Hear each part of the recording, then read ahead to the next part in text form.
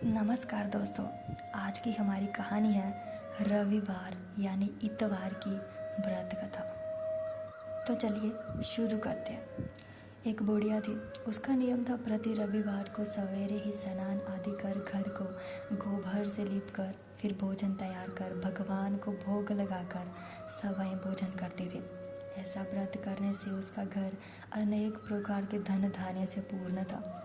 श्री हरि की कृपा से घर में किसी प्रकार का विघ्न या दुख नहीं था।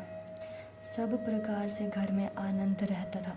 इस तरह कुछ दिन बीत जाने पर उसकी एक पड़ोसन जिसकी गौ का गोबर वह बुढ़िया लाया करती थी, विचार करने लगी कि ये वृद्धा सर्वदा मेरी गौ का गोबर ले जाती है, इसीलिए अपनी गौ को घर के भीतर बांधने लग गई। बुढ़िया को गोबर ना मिलने से रविवार दिन अपने घर को ना लीप सकी, इसलिए उसने ना तो भोजन बनाया न भगवान को भोग लगाया तथा सवयं भी उसने भोजन नहीं किया।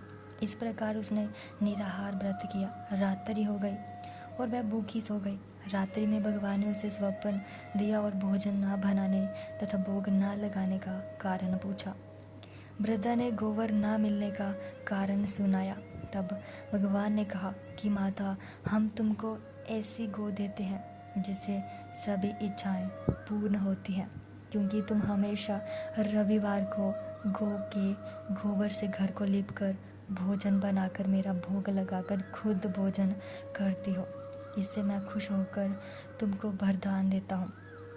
निर्धन को धन और भांज स्त्रियों को पुत्र देकर दुखों को दूर करता हूँ तथा अंत समय में मोक्ष देता हूँ।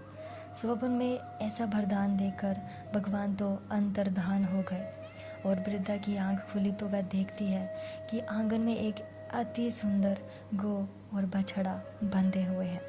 वह गाय और बछड़े को देखकर अतीव प्रसन्न हुई और उसको घर के बाहर बांध दिया और वहीं खाने को चारा डाल दिया।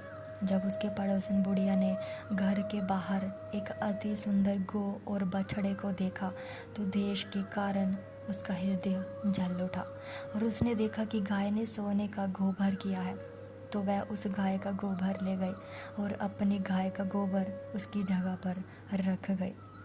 वह नित्य प्रति ऐसा ही करती रही और सीधी सादी बुढ़िया को इसकी खबर नहीं होने दी। तब सर्वव्यापी ईश्वर ने सोचा कि चालाक पड़ोसन के कर्म से बुढ़िया ठगी जा रही है, तो ईश्वर ने संध्या के समय अपनी माया से बड़े जोर की आंधी चला दी। बुढ़िया ने अंधेरी के भय से अपनी गौ को भीतर बांध लिया। प्रातःकाल जब वृद्धा ने देखा कि गौ ने सोने का गोबर दिया है तो उसके आश्चर्य की सीमा ना रही और वह प्रतिदिन गौ को घर के भीतर बांधने लगी।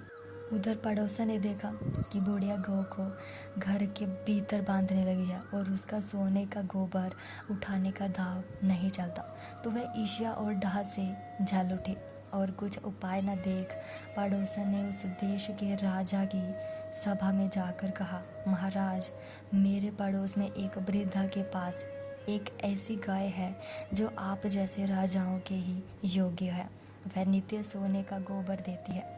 आप उस सोने से प्रजा का पालन करिए। वह वृद्धा इतने सोने का क्या करेगी। राजा ने ये बात सुनकर अपने दूतों को वृद्धा के घर से गाय लाने की आज्ञा दी। वृद्धा प्रथा ईश्वर को भोग लगा भोजन ग्रहण करने ही जा रही थी कि राजा के कर्मचारी गाय खोलकर ले गए। वृद्धा काफ़ी रोई चिल्लाई, परंतु कर्मचारियों के समक्ष कोई क्या कहता। उस दिन वृद्धा गाय के वियोग में भोजन ना खा सकी और रात भर रो रो ईश्वर से गाय को पुनः पाने के लिए प्रार्थना करती रही। उधर राजा गाय को देखकर बहुत प्रसन्न हुआ, लेकिन सुबह जैसे ही वह उठा सारा महल गोबर से भरा दिखाई देने लगा। राजा ये देखकर घबरा गया। भगवान ने रात्रि में राजा को स्वप्न में कहा कि हे राजा, गाय वृद्धा को लौटाने में ही तेरा भला है। उसके रविवार के व्रत से प्रसन्न होकर मैंने उसे गाय दी थी। प्रातः होते ही राजा ने वृद्धा को बुलाकर बहुत से धन के साथ सम्मान सहित गाय और बछड़ा लौटा दिया। उसकी पड़ोसिन दुष्ट बुढ़िया को बुलाकर उचित दंड दिया। इतना करने के बाद राजा के महल से गंदगी दूर हुई। उसी दिन से राजा ने नगरवासियों को आदेश दिया कि राज्य की तथा अपनी समस्त मनोकामनाओं की पूर्ति के लिए रविवार का व्रत करो। व्रत करने से नगर के लोग सुखी जीवन व्यतीत करने लगे। कोई भी बीमारी तथा प्रकृति का प्रकोप उस नगर पर नहीं होता था। सारी प्रजा सुख से रहने लगी। ऐसी ही और ज्ञानवर्धक कहानियों के लिए चैनल को सब्सक्राइब ज़रूर करें। धन्यवाद।